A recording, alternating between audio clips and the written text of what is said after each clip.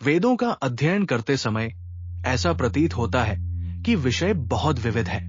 कहीं प्रकृति की स्तुति है, कहीं यज्ञ की विधि, कहीं मंत्रों की ध्वनि और कहीं जीवन का प्रश्न। लेकिन धीरे धीरे एक सूक्ष्म एकता उभरने लगती है। सबका केंद्र सत्य की खोज है। वेदों की शुरुआत मंत्रों की ध्वनि से होती है।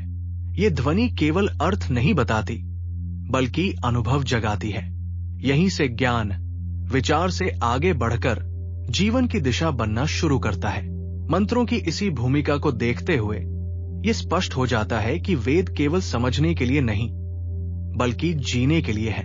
वेदों के पीछे ऋषियों की दृष्टि है। उन्होंने ज्ञान बनाया नहीं, बल्कि देखा। इस कारण वेद व्यक्तिगत विचार नहीं, बल्कि अनुभव की अभिव्यक्ति बनते हैं। दृष्टा की इसी परंपरा को समझते हुए ये संकेत मिलता है कि सत्य किसी एक व्यक्ति तक सीमित नहीं है। वेदों में यज्ञ केवल बाहरी अनुष्ठान नहीं है, बल्कि ये परिवर्तन का प्रतीक है।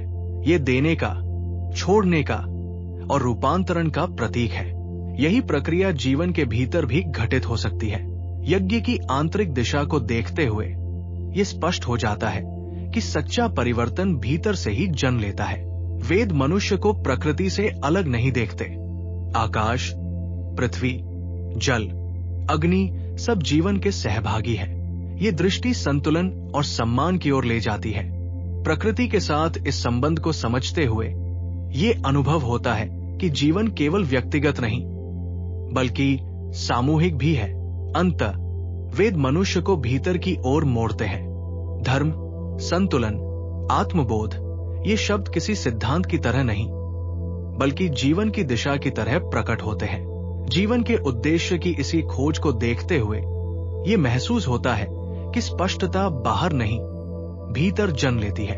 यदि सब कुछ समेटा जाए तो वेद शायद एक ही बात कहते हैं: जीवन को संतुलन और सजगता के साथ जीना, प्रकृति के साथ संबंध में रहना, देने और रूपांतरण को स्वीकार करना और अंततः स्वयं को पहचानना। यही ज्ञान की पूर्णता है। संभव है कि वेद उत्तरों का संग्रह न हो, बल्कि वेद दिशा हो। ऐसी दिशा जो मनुष्य को धीरे धीरे स्पष्टता की ओर ले जाए। और जब स्पष्टता आ जाए तो शायद प्रश्न समाप्त न हो, पर उनका भार कम हो जाए।